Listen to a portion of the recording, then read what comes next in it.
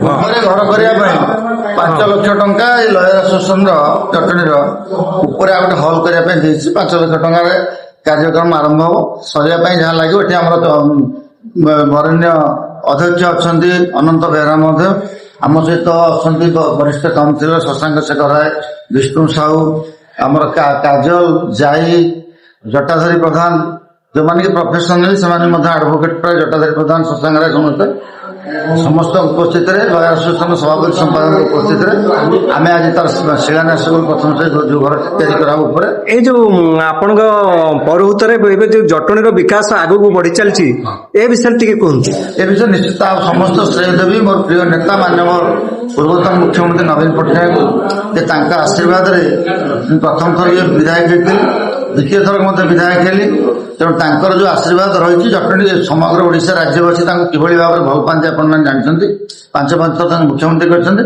ତେଣୁ ମୋର ଯାହା ମୁଁ ଆଜି କରୁଛି, ଯାହା କହୁଛି, ଯାହା କରୁଛି, କଥା କହୁଛି ଏବଂ ଯୋଉ କାର୍ଯ୍ୟକ୍ରମ କରୁଛି ବିଧାୟକ ହିସାବରେ, ସେ ସବୁ ତାଙ୍କରି ଅବଦାନ ମାନ୍ୟବର ନେତାଙ୍କର ମୋର। ତେଣୁ ମହାପ୍ରଭୁ ଜଗନ୍ନାଥ, ଯୀଶୁ ମହାପ୍ରଭୁ, ଆଲ୍ଲାହ ମହାପ୍ରଭୁ, ମୋ ପ୍ରିୟ ନେତା ମାନ୍ୟବର ପୂର୍ବତନ ମୁଖ୍ୟମନ୍ତ୍ରୀ ଆମ ଦଳର ସୁପ୍ରିମୋ ନବୀନ ପଟ୍ଟନାୟକଙ୍କୁ ସୁସ୍ଥ ନିରୋଗ ନିରଞ୍ଜନ ରଖନ୍ତୁ।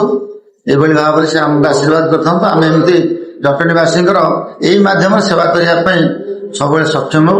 ମୋ ସହିତ ମଧ୍ୟ ଆଜି ଥିଲେ ନୂତନ ଭାବରେ ମାନ୍ୟବର ମୁଖ୍ୟମନ୍ତ୍ରୀ ଖୋର୍ଦ୍ଧା ଜିଲ୍ଲାର ଛାତ୍ର ସଭାପତି ଅମିତ କୁମାର ଦାସ ବୋଲି ଗୋଟେ ଛୋଟ ଭାଇକୁ ନିଯୁକ୍ତି ଦେଇଛନ୍ତି। ସେ ମଧ୍ୟ ଆଜି ଶିଳାନ୍ୟାସ କାର୍ଯ୍ୟକ୍ରମ ଥିଲେ। ତେଣୁ ଆମେ ନିଶ୍ଚିତ ଭାବରେ ଏଇ ଯୋଉ ଯୁବ ଛାତ୍ର, ମହିଳା, ବିଜୁ ଜନତା ଦଳର ସମସ୍ତ କାର୍ଯ୍ୟକର୍ତ୍ତା ଯେଉଁଭଳି ଭାବରେ ମାନ୍ୟବର ପୂର୍ବତନ ମୁଖ୍ୟମନ୍ତ୍ରୀ ନବୀନ ପଟ୍ଟନାୟକଙ୍କର 5 ଥର ମୁଖ୍ୟମନ୍ତ୍ରୀ ସମୟରେ ଓଡ଼ିଶାର ସୁବର୍ଣ୍ଣ ଯୁଗର ଆରମ୍ଭ ହୋଇଥିଲା।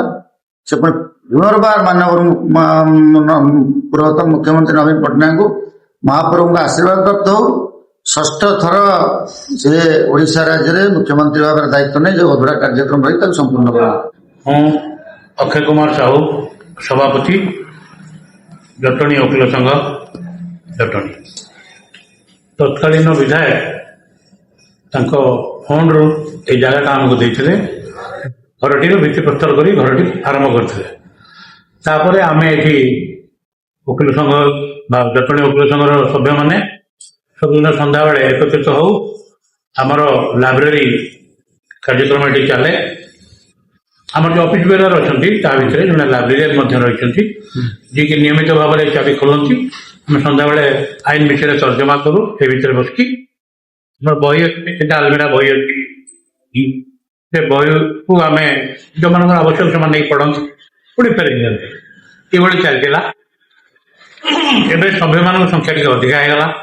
ଆମକୁ ଏ ଘରେ ଆଉ ଜାଗା ହଉନି, ବସିବା ପାଇଁ ସୀମିତ ଜାଗା ହେଉଛି।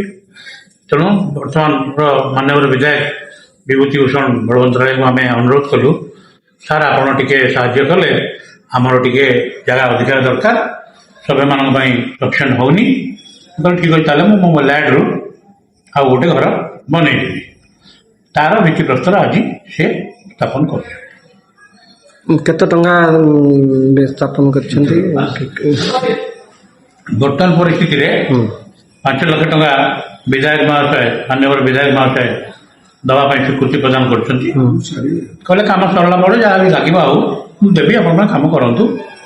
ତାଙ୍କର ସଦୟ ସ୍ୱୀକୃତି ପ୍ରଦାନ କରିଛନ୍ତି। ଆଜି ଯୋଉ ଶୁଭ ଦିଆଗଲା, ଏଥିରେ ଆପଣ କେତେ ଦୂର ଖୁସି ଅଛନ୍ତି?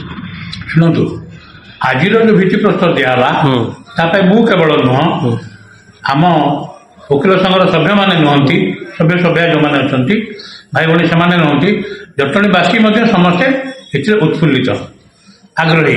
କାରଣ ବିଧାୟକ ମହାଶୟଙ୍କର ଏଇ ଯେଉଁ ଭଳିଆ ନୀତି, ପବ୍ଲିକ ପାଖରେ ମିଶିବା, ପବ୍ଲିକଙ୍କର କାମ କରିବା, ପବ୍ଲିକ ପାଖରେ ବସିବା ଉଠିବା, ଜନସାଧାରଣଙ୍କ ପାଖରେ, এইটা ସମସ୍ତେ ଭଲ ପାଆନ୍ତି ଏବଂ ତାଙ୍କୁ ଆଦୃତ କରିଛନ୍ତି। ସେଥିପାଇଁ ଯେଉଁଥିପାଇଁ ଦେଖନ୍ତୁ ବର୍ତ୍ତମାନ ପରିସ୍ଥିତିରେ ବିଧାୟକ ମହାଶୟ ତାଙ୍କର ମତାମତ ଦେଲେ ଯେ ଆସନ୍ତା ଥର ଆମେ ନବୀନ ବାବୁଙ୍କୁ ମୁଖ୍ୟମନ୍ତ୍ରୀ କରିକି ଆଣିବା ଓଡ଼ିଶାରେ, ଏବଂ ତା ସଙ୍ଗେ ସଙ୍ଗେ ଆମେ ବି ଚାହିଁବା, ଆମେ ବି ଜଗନ୍ନାଥ ମହାପ୍ରଭୁଙ୍କୁ ଇଏ କରିବା, ପ୍ରାର୍ଥନା କରିବା ଯେ ବିଭୂତି ବାବୁଙ୍କୁ ଆସନ୍ତା ଥର ମଧ୍ୟ ନବୀନ ବାବୁଙ୍କ ସାଙ୍ଗରେ ପୁଣି ଜିତେଇକିରି ଆଣନ୍ତୁ, ବିଧାୟକ ଜଟଣୀର କରିକି ଛିଡ଼ା କରନ୍ତୁ। ସେଥିରେ ଆମେ ଜଟଣୀବାସୀ ସମସ୍ତେ ଖୁସି ହେବା।